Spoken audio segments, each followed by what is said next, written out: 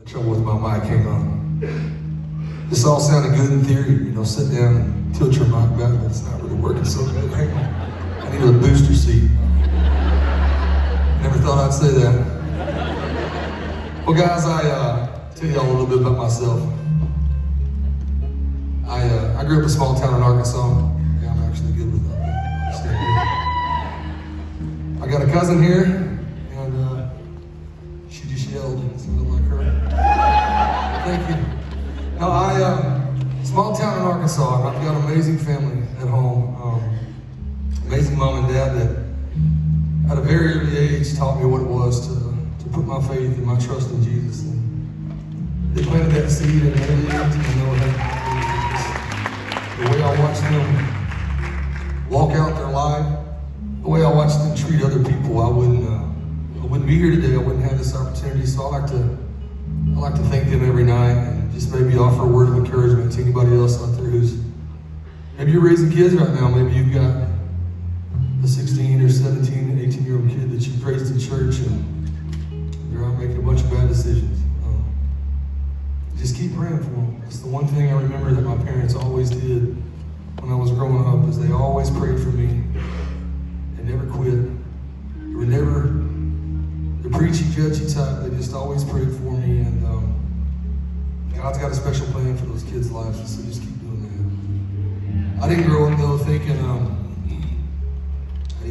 was gonna play guitar, sing songs. I thought I'd be in the NBA by now playing basketball, so it didn't work out. I started making a lot of bad decisions in my high school years. I got in trouble for drugs my senior year of high school, and I had to drop out of school. I lost 2 Division I basketball scholarships to play. And I thought, everything in my life that I'd worked so hard to become was over in an instant. And I remember I went to work for my dad's construction company. I sat out for a year. A year later, I walked on to a junior college and I made the team, got a full scholarship, but I found myself pretty much right back in the same situation, just trying to out-party somebody every night. And that same year, I tore all the ligaments in my ankle my freshman year. I had to redshirt. And I picked up one of these right here, my roommate's guitar, and I remember falling in love with music and just this idea that you could document seasons of your life, and where you're going. And it took me down some dark roads for a number of years. I just remember thinking that in order to be a rock star, you had to live a certain life, and so I kind of created this whole other person. And I thought I'd gotten pretty good at living that way until I met my wife. We got married, and a few years into our marriage, we started having kids. And I was leaving for Europe in 2012, and I was going to be gone for a month, and I remember her coming to me and saying, you can't make some changes for your family. We're not going to stick around, you're killing yourself. And I knew I wasn't strong enough to do that, but I did remember about this Jesus that my parents had taught me, and I remember praying, God, if you're who you say you are, if you're real, and you can prove it to me, I'll be done with this.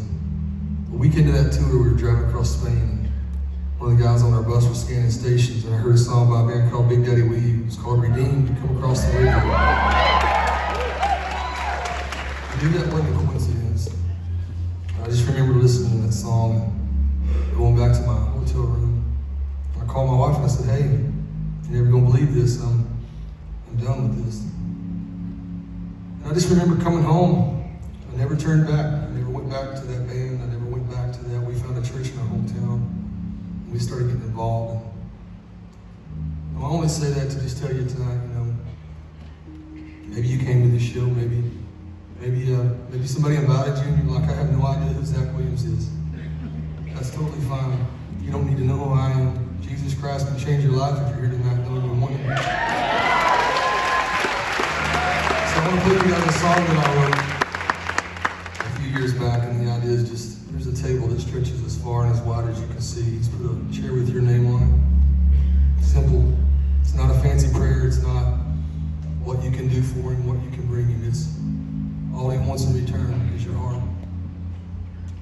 This song's called To the Table.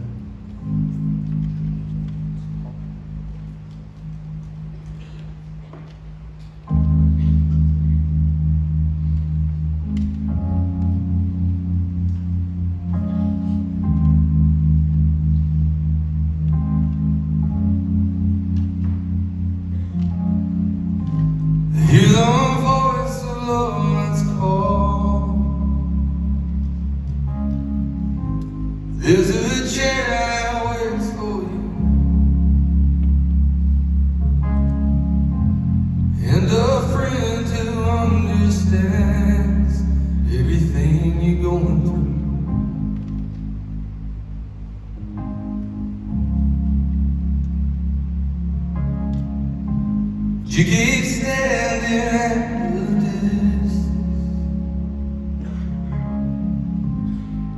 in the shadow of your soul. There's a light of hope shine. Won't you come and take your place and bring it all to the table? Nothing he ain't seen before. For all your sin, your sorrow, and your sadness, there's a Savior and a cause. Bring it all to the table. You can see the weight you carry and the fears that hold your heart. Through the cross you've been forgiven, accepted as you are. So bring it all to the table. So nothing